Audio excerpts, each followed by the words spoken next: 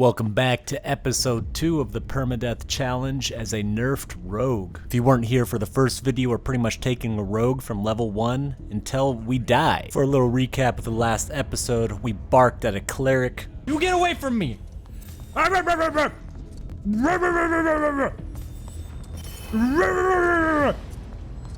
We met a barbarian who was willing to sacrifice his own life.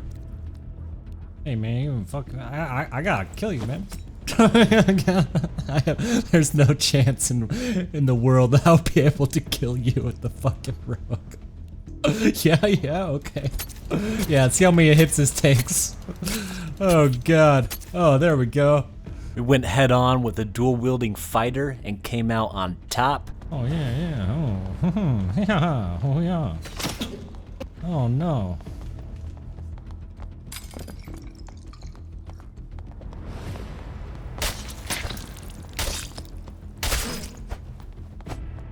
And to top it off, we were able to be a rat rogue and steal all of the loot from the cleric that we barked at earlier.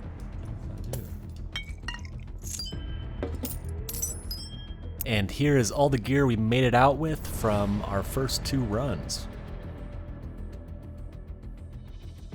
Alright, let's hop into our 3rd game of this series, and honestly, we got some pretty juicy stuff right in the beginning, like it kind of blew my mind. I'm gonna let this play out a little bit until we get to the part I'm talking about, and then we'll speed up through all the boring shit. This is how I always deal with this spawn point, is I wait for that guy to cast all of his spells, and then I just go in and kill him. We did get hit right here, but I mean, it is what it is. We have heals. I think it hits us a second time. But you know, it usually doesn't go that way, but for some reason when I'm recording, I just play really shitty. God, that short sword swings so fast, and it is so viable now with how much damage it does compared to daggers, and it swings just as fast as daggers. It's pretty insane. We got a golden chest here, and luckily we picked up some lockpicks off a guy, I'm pretty sure, that we looted in the last episode. We open that up, we get a fucking purple cape. That is fucking horrible. Such a bad... Oh, I did not expect to get the one though. Okay. It is kind of a horrible cape, but I guess it helps with the poison spec that we're kind of going into, so it's not really that bad, and it gives us more armor and move speed, so I can't really complain. And we got a fucking cape at level, I think we're level like 2. So I really, I'm pretty happy, honestly. We'll go ahead and speed up through all of this until we get to our first interaction of this game. It was an interesting interaction, I'm not gonna lie.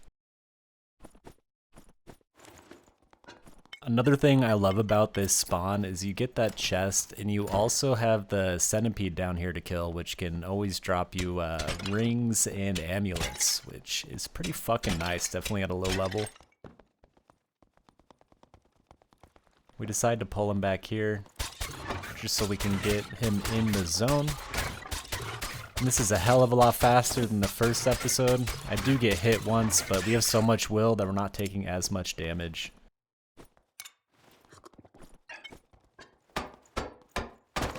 Break that open, just so we have an escape route, just in case. Always go back here and loot that, because there's sometimes really good loot back there. And then we hear this guy. Oh no, not the other one lifer. What's up, man? See you killing people. You trying to trade? Here, man, I'll trade you, man. I'll trade you. Here you go. This is really good for you.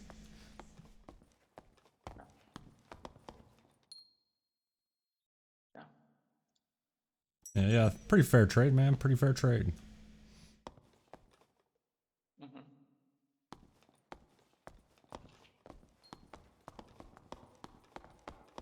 I'm gonna fucking die to this guy.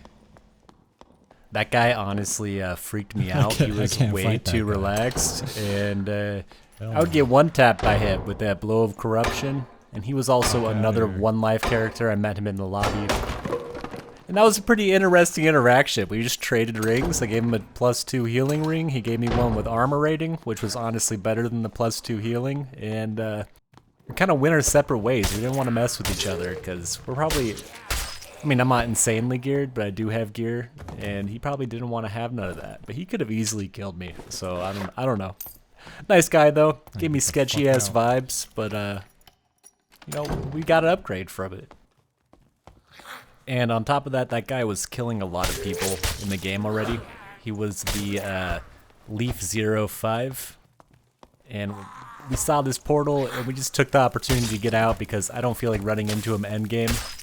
So we farm up this room a little bit, get a little bit extra loot so we can make some gold. And then we just dip out of here. So I'll speed up through all this. If I had better zone placement in this room, I would have farmed the upstairs area because there's actually a decent amount of loot in here. It's definitely worth the clear if you can. It's a little intimidating with the ranger up there and the beetles, but it's not that bad. And like I said earlier, this guy was just killing everybody in the lobby, and I didn't want a part of it. Die. And I was right. This guy's not nice. He was decently geared. That guy, man. Fucking 112 health. The only way I can make it out alive is people show mercy. Oh. We didn't make a whole lot of gold that game, but we have leftover gold from our last games, so ain't a thing. We do decide to pick up a pickaxe, just because we mine so fucking fast now, and we might get some gear from it. And then we go straight into game 4. This is honestly another one of my favorite spawns just because you're so close to that centipede, and goddamn, I've said it a lot, but it drops like good loot. Not all the time, but most of the time it does. I'm gonna go ahead and speed up through all this because the beginning of this game was really anticlimactic. We just killed the mini boss and kind of wandered around until we could find people. And this is a perfect time for me to tell you guys to hit that like button if you've enjoyed the video so far. It really fucking helps with the algorithm and it means the world to me. And if you haven't subscribed yet, fucking subscribe. Come on, what are you doing? Also, drop a comment below if you like this type of content. It's really nice knowing what my viewers like and if I'm putting my energy in the right direction.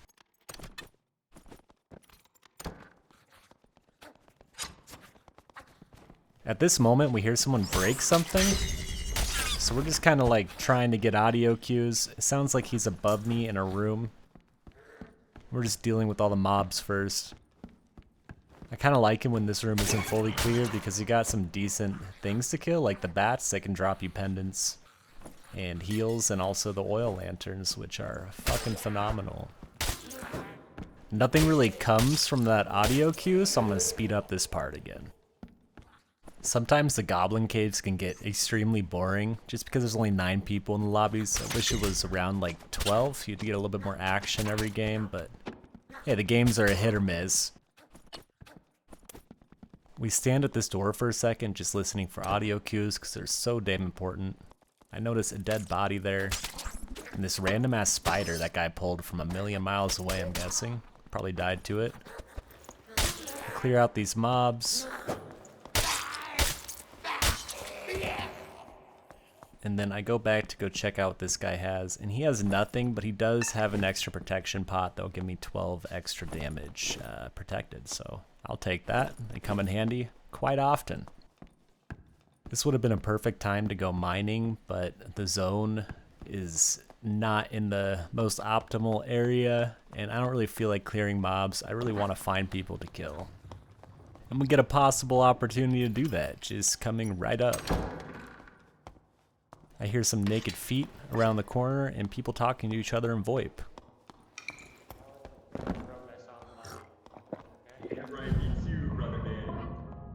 And if you couldn't hear them, they were talking about killing me. We try to get the jump on this guy, but I did no damage. I'm pretty sure he said that I didn't even hurt him. So I don't know. Rogues are rough, man. And we just decided to take the long route because they are teaming and I don't want to deal with 2 people at the moment. But it does end up biting us in the ass later on in this game. Never be scared to do a long rotation outside of zone. Definitely if you have heals, it might save your ass. Just a little pro tip right. we'll go ahead and hit that boring button and speed up this clip.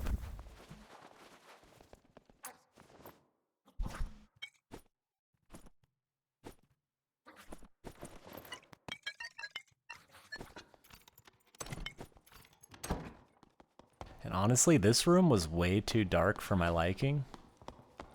And then we start hearing footsteps to our left. It's our little cleric friend.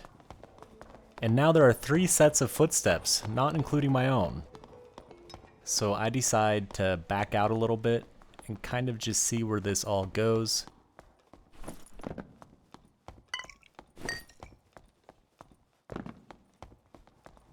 And these guys all decide to team up on me. I'm on a 1 life challenge, man. You gonna ruin it by teaming with 3 people? Yeah, I hope so. That'd be great. I was a little bit of a whiny bitch in this situation. Pop the protection pot, and then at this point, we just have to full send this. We got 1 kill. We're almost taken down to pretty much no life. We chuck another protection pot. Luckily, that rogue betrayed the teamers, but he's coming after me. He wants this loot, and I don't fucking blame him, but thank God he didn't just go for me. Like, that was a godsend. Throw some fire grenades at this guy. He's obviously hurting. He backs off a little bit. I'm low as fuck. I'm kind of panicking at this moment. I pull out some throwing knives and of course have to miss. You know, we mean business. We're gonna kite this guy around. Gonna open this portal. Maybe we can get it off. Because at this point, we just want to leave. We don't care about the loot. And we just dip. We dip out of there. That's not a fight I wanted to take.